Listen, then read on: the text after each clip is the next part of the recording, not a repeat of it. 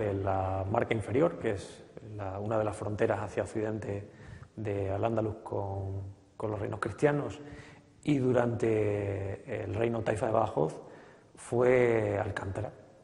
Alcántara era conocida entonces como Cantarat as-Saif, que la traducción sería algo así como el puente de la espada, y su preeminencia con respecto a otras poblaciones de su entorno viene motivada, como no podía ser de otra forma, por la existencia del puente. El río Tajo es una frontera natural, su paso se realiza por el puente de Alcántara, el puente de Alconétar en el tramo extremeño probablemente dejó de funcionar por su estado de ruina a partir del siglo X, y no existiría otro puente hasta muy al este, ¿no? Ya en el área toledana.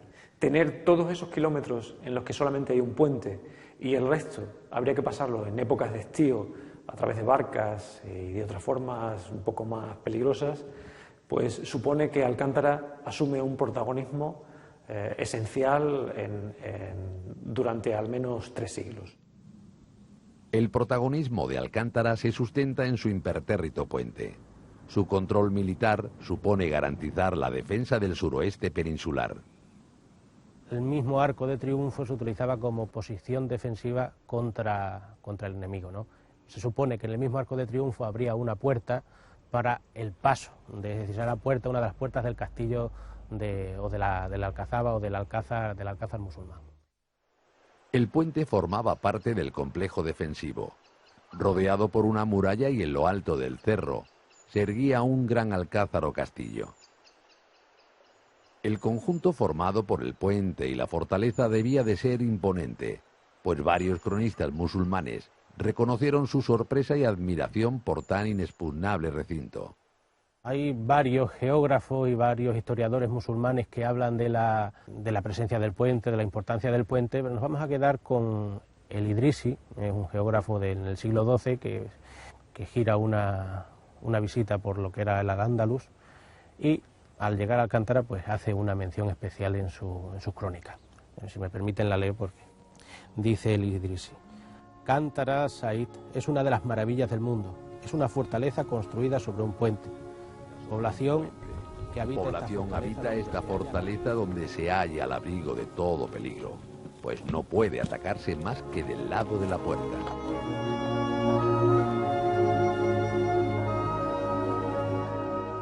En el siglo XI, siglo XII, a Alcántara se le concede el privilegio de zeca, es decir, de poder acuñar moneda. Esto se le daba a poblaciones, aunque fueran de menor entidad que las ciudades, pero ciertas poblaciones importantes, sobre todo pues aquí porque está el puente y el castillo de musulmán, pero sobre todo con el fin de que las capacidades administrativas de la zona fueron mucho más fluidas, ¿no?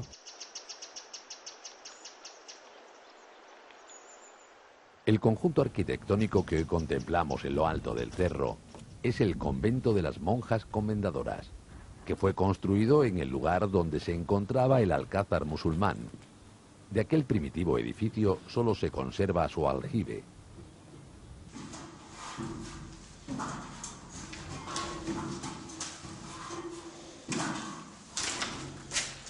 Nos encontramos en uno de los aljibes que pudo tener la antigua Alcazaba de Alcántara. Este aljibe está situado en lo que es toda la ladera, es decir, en lo que era la antigua población musulmana, que está situada en lo que es la ladera hacia el Tajo, hacia el puente romano. En este aljibe podemos apreciar lo que queda de un antiguo arco de herradura, muy típico de este momento. Y reutilización, también muy propio de los musulmanes, de los elementos que se encontraban cuando ellos ocupaban alguna población.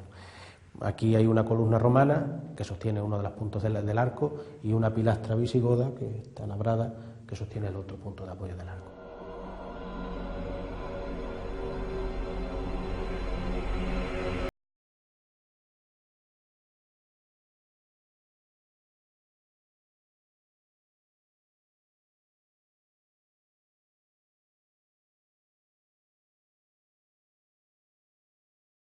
Segundo toman la Alcazaba de Alcántara y poco después el castillo de Monfragüe.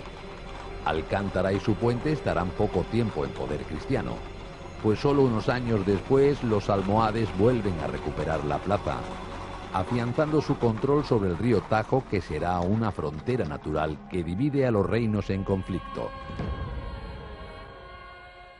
Una tierra de frontera entre cristianos y musulmanes, entre cristianos y cristianos, entre castellanos, leoneses, portugueses. Si las fronteras actuales están perfectamente delimitadas, las fronteras históricas están mucho menos ligadas a un espacio físico y pueden estar en movimiento fruto del empuje de una u otra cultura. Hacia el norte existía una amplísima tierra que podríamos considerar tierra de nadie, que es un espacio idóneo tanto para los nómadas ganaderos musulmanes como para el asentamiento progresivo de colonos cristianos. La figura del frontero es una figura que está aún por estudiar. Son los avanzados de cada una de las culturas sobre el espacio de la contraria y llevan lo mejor y peor que puede tener cada una de esas.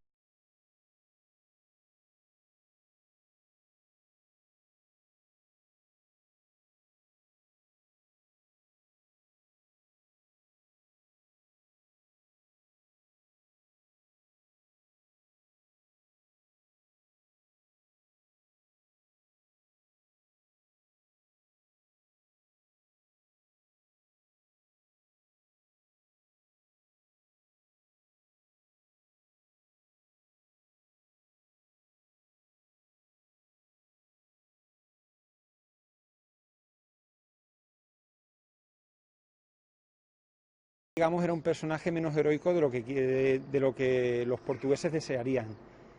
Para hablar entre nosotros, yo lo definiría como un macarra de frontera. Era un mercenario, un tipo que se dedicaba con su cuadrilla a asaltar ciudades, a saquearlas y a venderlas posteriormente.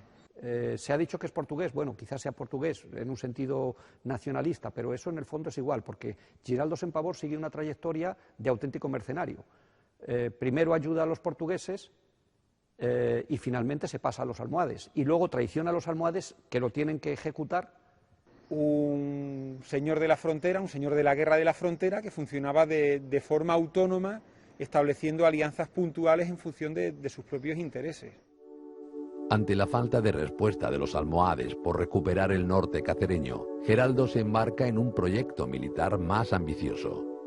En alianza con el nuevo reino portugués, que se había independizado del reino de León hacía unas décadas, pretende conquistar Badajoz a los almohades.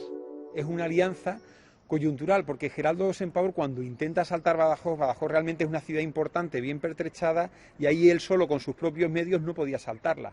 Badajoz no era una población de segunda o tercera categoría como podía ser Trujillo, Montánchez, Cáceres o Santa Cruz, que podía asaltarla sin problemas él con su cuadrilla.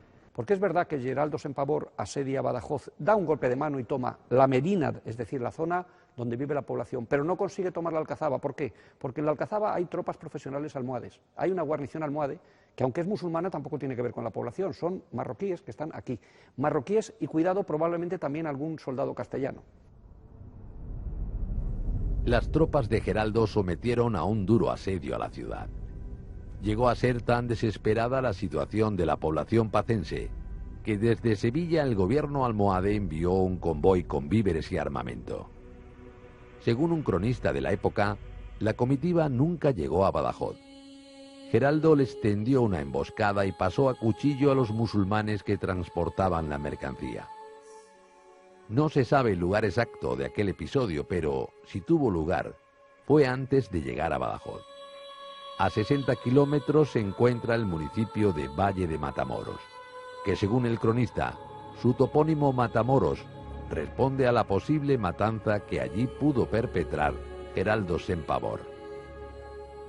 En ese contexto se fragua una alianza estratégica y momentánea entre los propios almohades y los leoneses.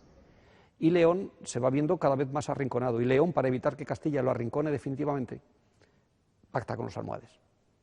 Pacta con los almohades es un pacto contra natura en una cierta medida, porque León pacta con los almohades para que los almohades le ayuden, pero con la idea de que cuando llegue el momento, la parte del imperio almohade que está al sur de sus fronteras se le va a incorporar a su reino.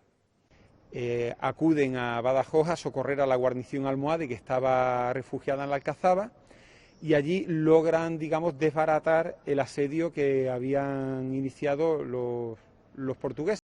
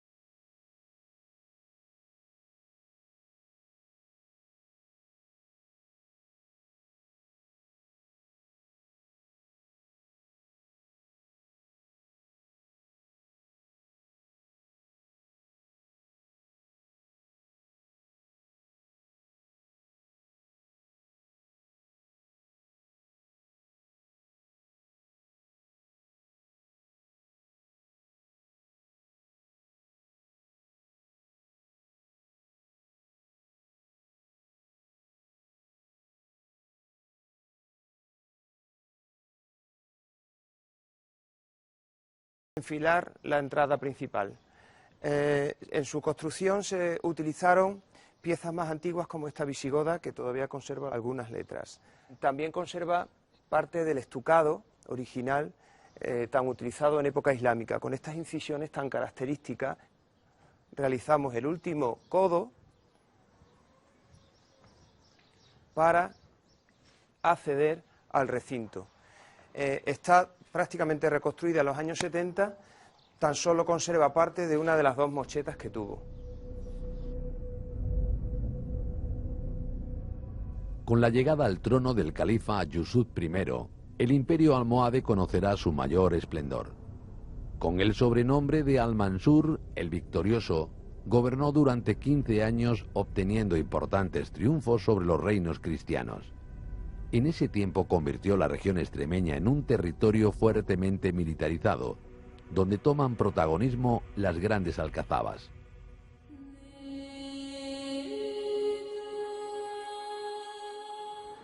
En el siglo XII la actividad constructiva del imperio almohade es muy elevada. Estamos en la frontera norte de Al-Ándalus. Aquí, en época del califa Yusuf I, se decide la ampliación del recinto. El objetivo es, además de ampliar la superficie edificada, acercarse al principal recurso de la ciudad, además de elemento defensivo, que es el Guadiana. Uno de los objetivos de la ampliación de la muralla es controlar el suministro de agua que ofrece el río Guadiana. La puerta del río está protegida por una doble coracha. Estas murallas son dos, la coracha occidental y la oriental. Desde arriba se protegía la salida hacia el río. En su interior se generó un barrio, creemos que de característica industrial, donde se trabajaría con el agua como elemento principal. Durante la excavación aparecieron herraduras pequeñas de bueyes y de bestias que facilitaban esa aguada. El conjunto monumental de la Alcazaba de Badajoz es un complejo sistema defensivo que fue ampliado y remodelado durante siglos. En esta zona son visibles tres fases constructivas de muralla. En primer lugar, tenemos la que conocemos como Torre Vieja, realizada a finales del siglo XI o primera mitad del XII, sobre la que se superpone la reforma almohade, que podemos ver allí. Posteriormente, ya en época cristiana, se recrece esa muralla almohade, considerada por entonces de escasa altura, y se realizan unos merlones a una cota superior. En el año 1169 se completa la muralla almohade con la construcción de una gran torre de 20 metros de altura, llamada de la Atalaya y conocida popularmente como de Espantaperros. La torre es maciza, salvo en sus dos plantas superiores que disponen de sendas cámaras. Una torre albarrana con un camino de ronda muy largo y que está hecha con la forma poligonal que tienen tantas torres almohades, porque cuando se trabaja con tapia es muy difícil trabajar con muros circulares. Hay tapias circulares, pero son muy poco frecuentes. Lo habitual son o cuadradas, o rectangulares, o poligonales, porque nos movemos con encofrados que son rectos y es muchísimo más fácil de construir. Entonces, la torre de la Atalaya es una torre que se construye en un momento determinado sobre una zona de Badajoz que en ese momento parece que está despoblada y que sirve para proteger un flanco de la Alcazaba que era muy accesible desde fuera.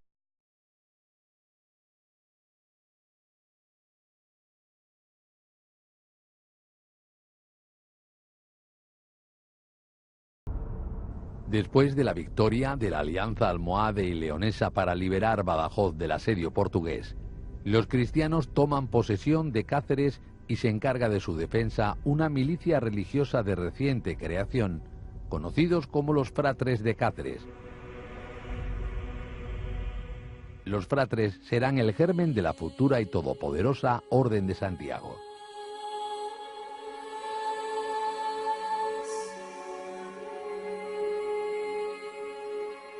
¿Y por qué nos encontramos aquí para hablar de los fratres? Porque aquí parece ser que estuvo la sede primigenia de esta congregación militar, y es que hablar de los fratres de Cáceres supone hablar de los orígenes de la Orden de Santiago.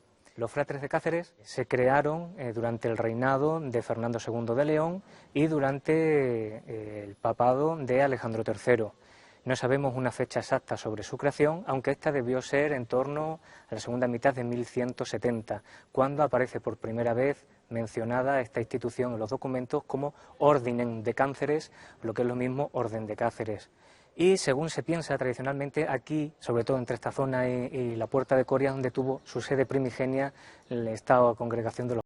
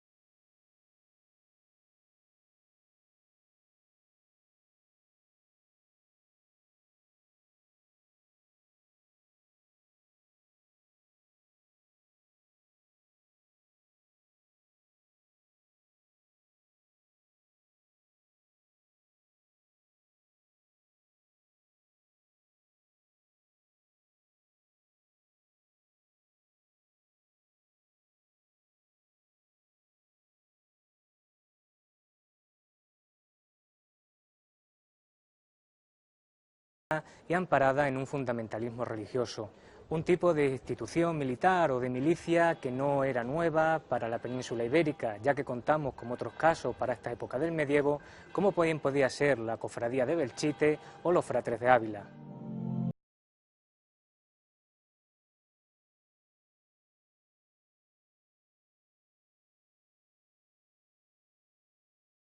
La elección de Cáceres como sede de los fratres, pues todo parece responder a un plan para reconquistar y repoblar el territorio orquestado por el rey Fernando II entre los años 1165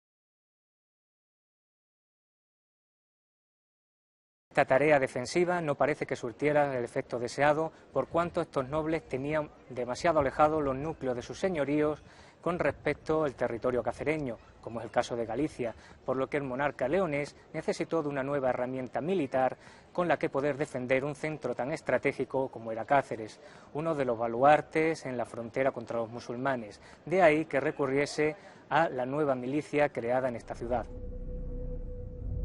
El califa almohade Abu Yaqub Yusuf consiguió restablecer el control de su imperio e inició un nuevo plan para reconquistar las plazas perdidas años atrás.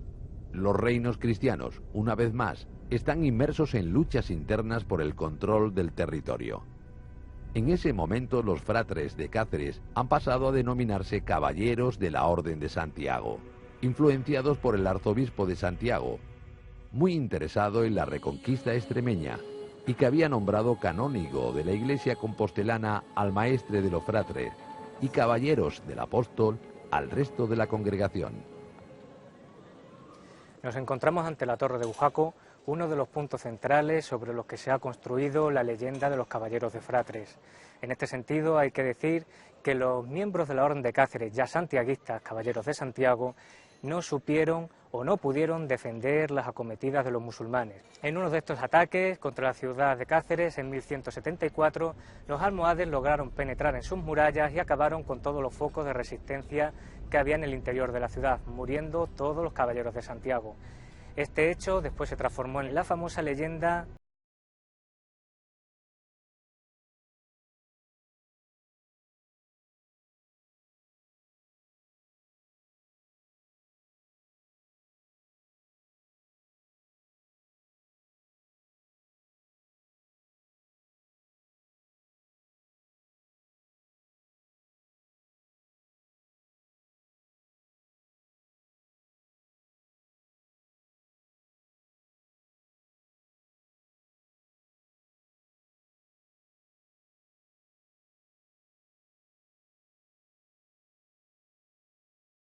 El rey castellano Alfonso VIII vuelve a tomar la comarca y sobre un antiguo núcleo poblacional funda una ciudad bajo el lema para agradar a Dios y a los hombres.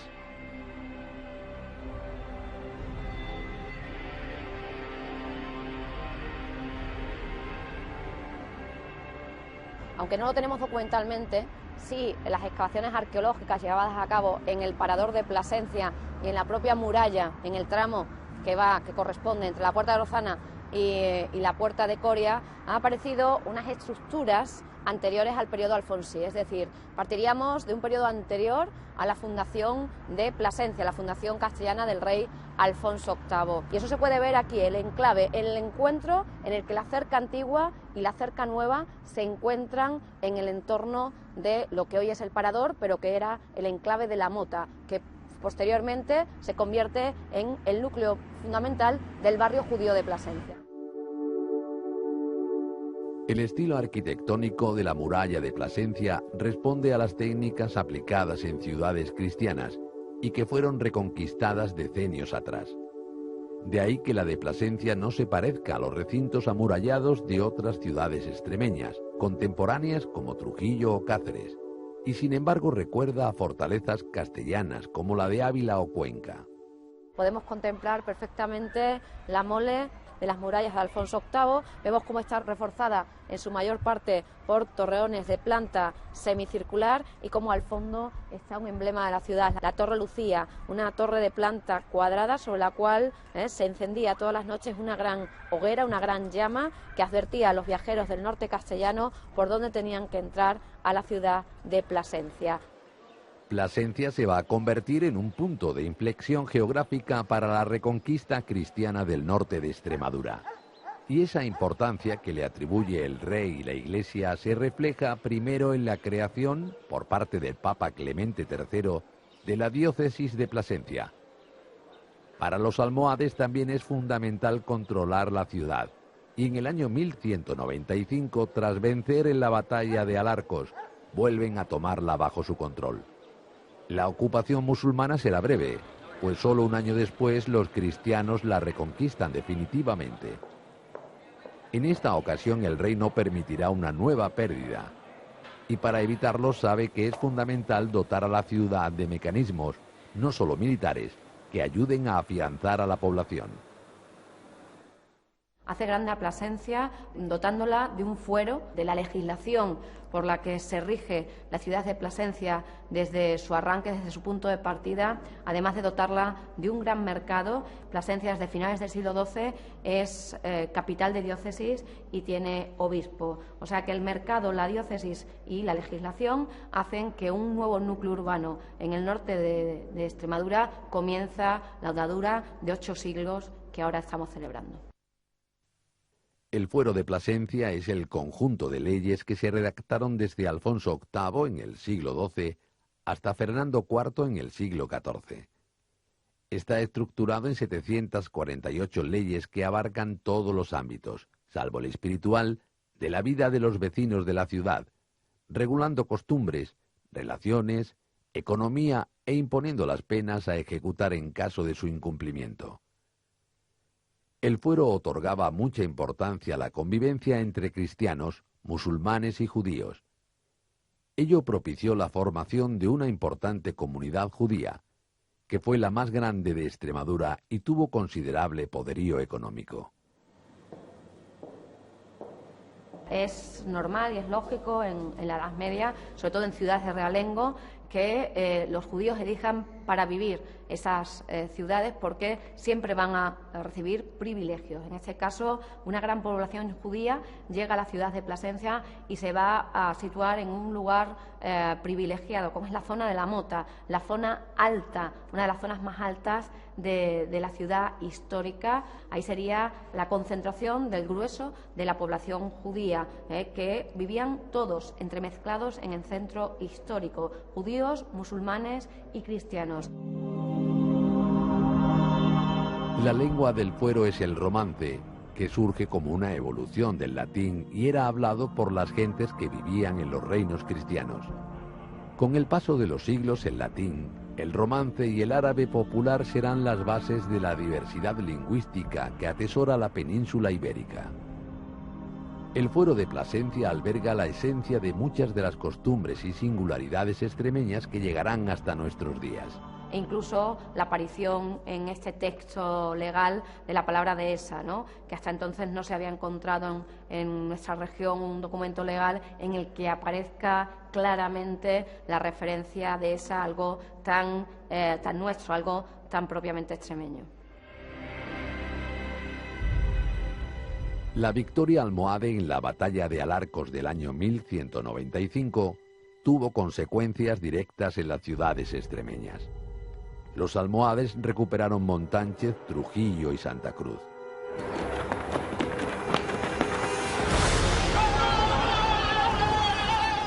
Dispuestos a impedir que los cristianos siguieran avanzando hacia el sur, proyectan el reforzamiento de la frontera imaginaria que recorre el norte de Extremadura.